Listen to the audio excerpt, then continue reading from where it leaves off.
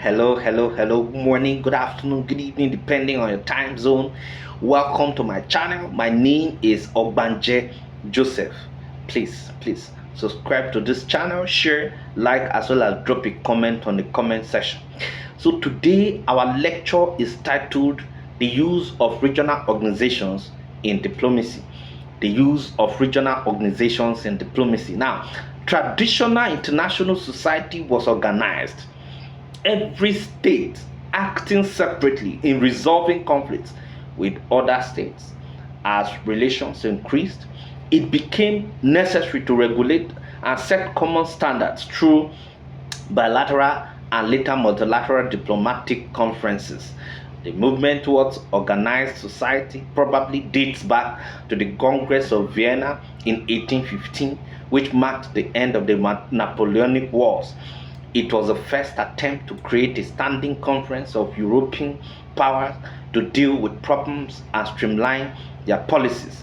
Many diplomatic conferences were held between 1820 and 1885 in Europe. The last one dealt with the sharing of African territories among certain European powers. Achievements during the period included cooperation in communication, transport, public health, and economic field. Consequently, one of the promising developments of the 20th century in interstate relations has been the proliferation of international organizations. For the first time in history, permanent organization of a nearly universal type emerged. Perhaps the word permanent may hardly be justified. The League of Nations lasted only about a quarter of a century, with an effective period of barely 15 years, and the future of the United Nations, after more than 5 decades of active existence, is still very uncertain. International institutions must be classified as universal or global and regional according to whether they concern the universe as a whole or only a part of it. Okay, now let us look at associative diplomacy.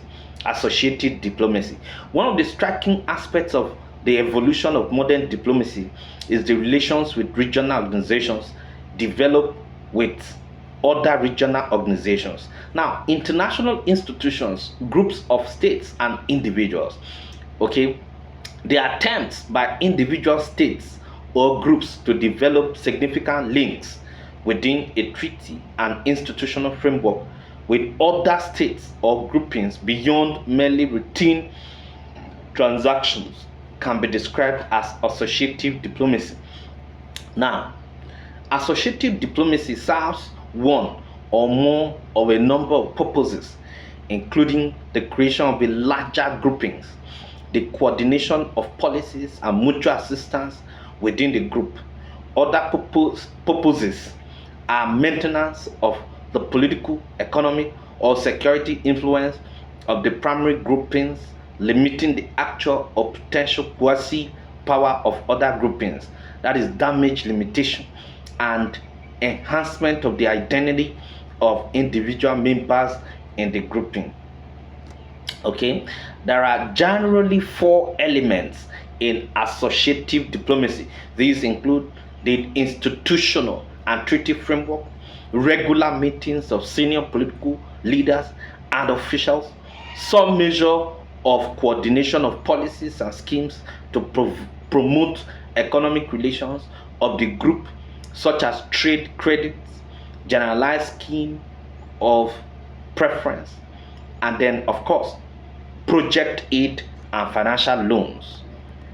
Okay, associative diplomacy can involve one or more of the major sectors of public policy, including socio-cultural exchanges, economic, that is trade, technical and financial assistance, political and security relations. Now, it is possible to distinguish, therefore, various types of associative diplomacy, such as, for example, aid project dominated,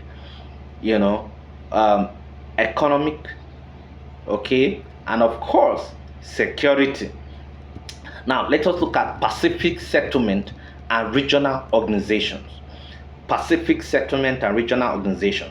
Now, the United Nations Charter, that is Article 33, commends the settlement of disputes between nations, not only by conventional methods and through the normal channels of diplomacy, but also by resort to regional agencies of arrangement or other peaceful means.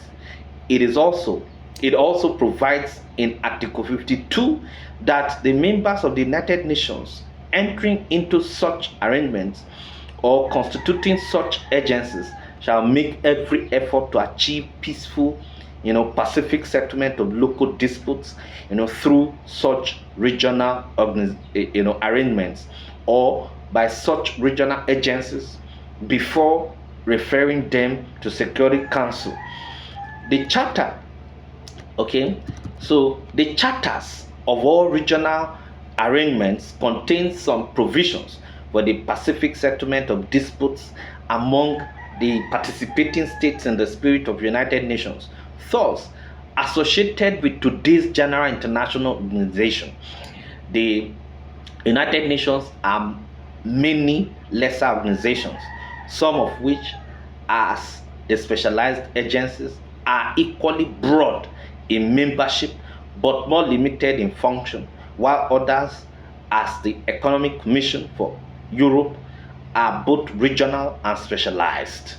Outside the United Nations structure, regional organizations, of a general character, as the Organization of American States, the North Atlantic Organization, and African Union, formerly Organization of African Unity, and some more specialized in function as the Organization for Europe for Economic Cooperation and Development, Economic Community, Cooperation and Development, Economic Community of West African States, and South Pacific Commission are also numerous and active. Of course, in addition to the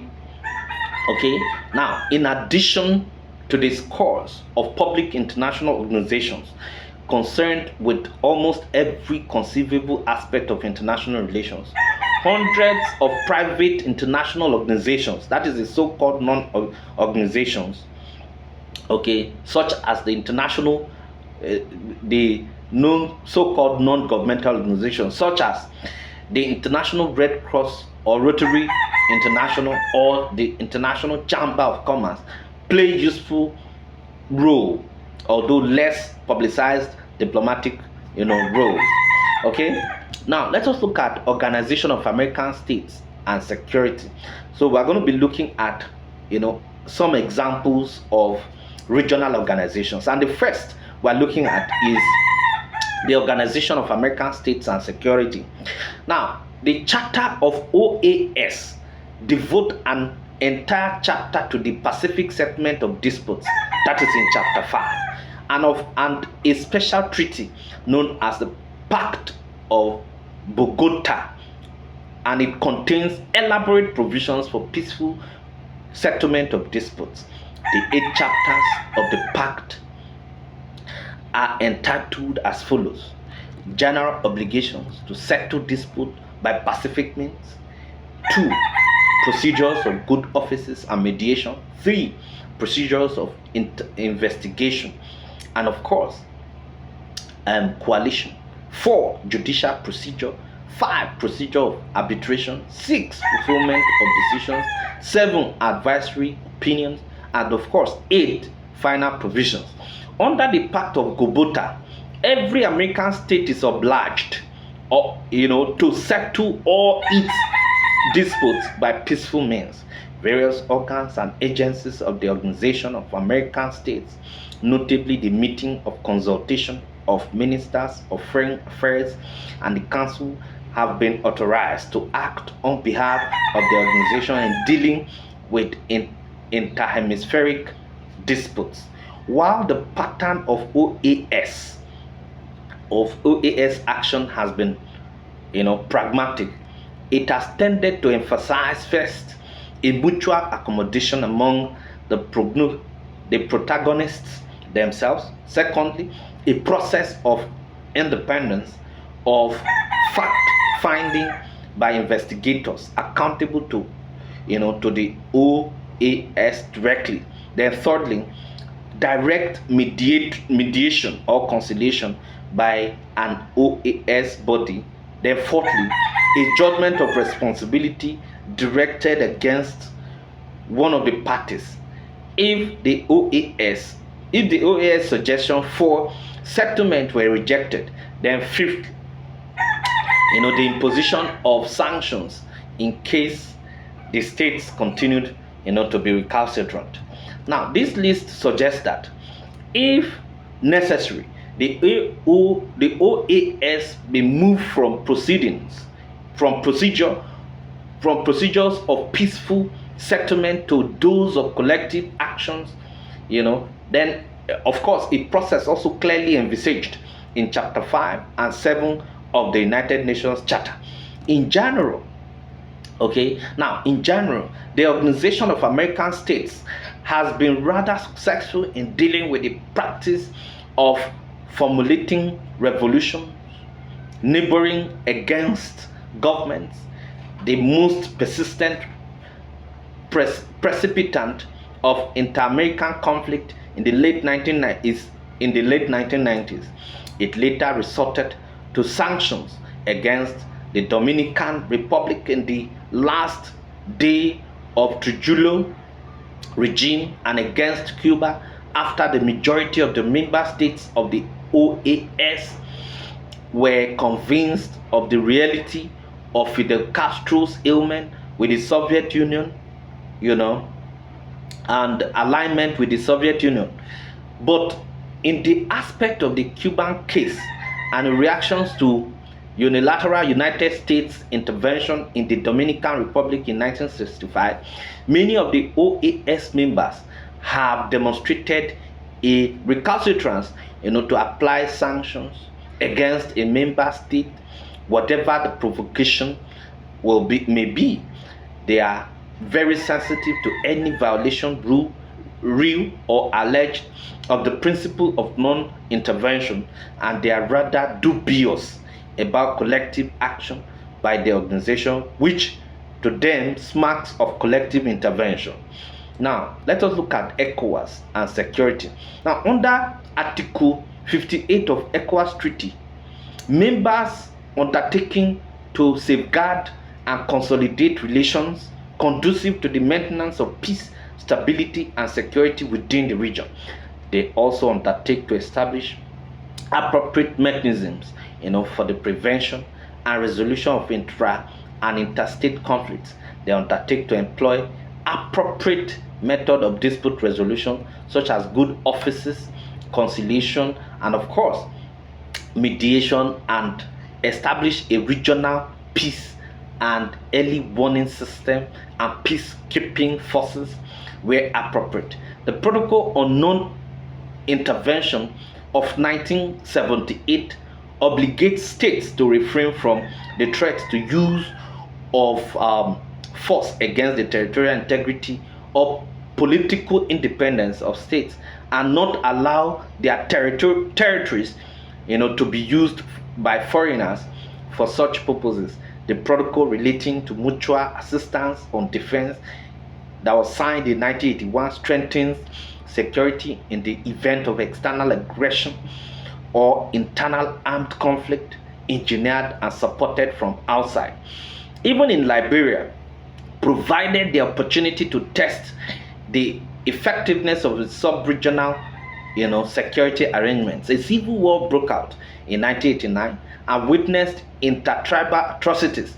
Nigeria intervened to mediate and initiated a proposal at the 13th section of ECOWAS for a standing mediation committee, which also had the blessing of the African Union. Consequently, the ECOWAS monitoring group, that is ECOMOG, was founded, to monitor and enforce a ceasefire with troops contributed by Nigeria, Ghana, Sierra Leone, Gambia, Republic of Guinea, Mali, and later Burkina Faso and Cote d'Ivoire.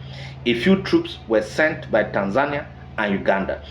At a time, Nigeria contributed 12,000 troops and carried 70% of the total expenditure of the troops. The United Nations initially maintained minimal presence through UN observer mission in Liberia as a token support for ECOMOG. Thank you very much.